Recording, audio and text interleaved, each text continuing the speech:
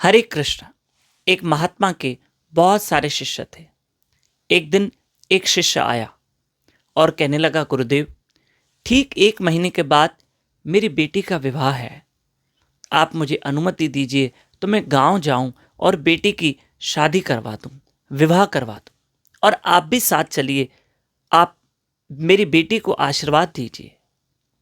तब उस महात्मा ने कहा कि मेरे आशीर्वाद बहुत सारे हैं, चिंता ना करो, आपकी बेटी का विवाह बड़े धूमधाम से होगा। आप जाओ और अपने बेटी के विवाह के कार्य में लग जाओ। अब वो शिष्य वहां रुका रहा। उसे लगा गुरु महाराज कुछ धन की मदद करे, क्योंकि मेरे पास इतना धन है नहीं। पर गुरु महाराज ने क्या किया, महात्मा ने उसे 5 किलो अनार दे दिए। 5 किलो, जाओ ये अनार लेके जाओ, आपकी बेटी का विवाह बड़े धूमधाम से होगा, ये अनार लेके जाओ।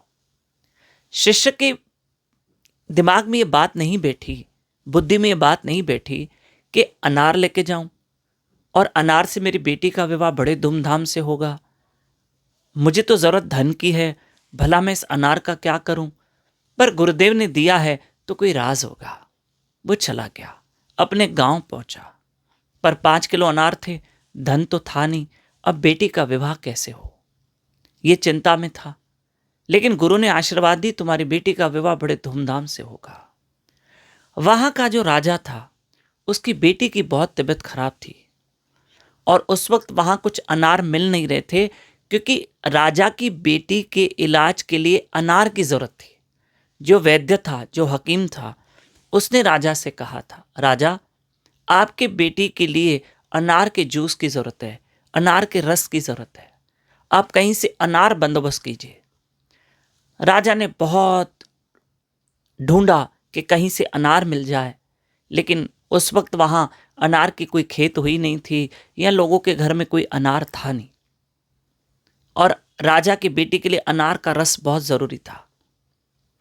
ऐसे में राजा ने सोचा और एक ढिंढोरा लगवाया, एक अनाउंसमेंट करवाया कि भाई, यहाँ इस गांव में या आसपास कोई है जिसके घर में अनार पड़े हो, कहीं दूर दूर से लाया हो, मेरी मदद करो, मैं उसे मुंह मांगा इनाम दूंगा।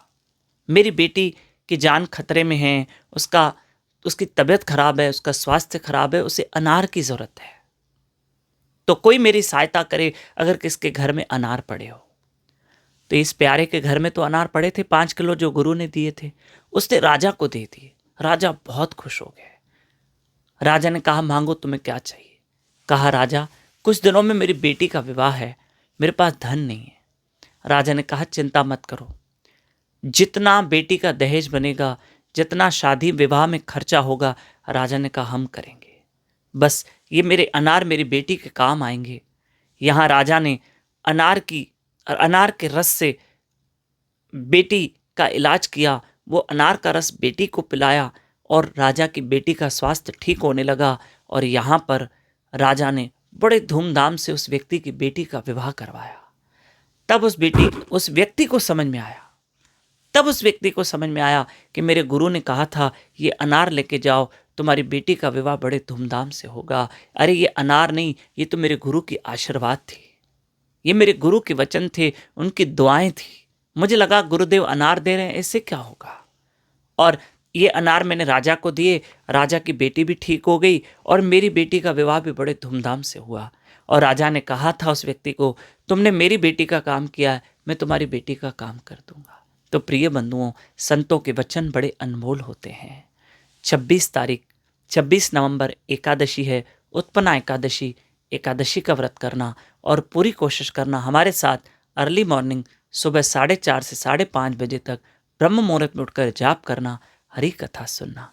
हरे कृष्ण।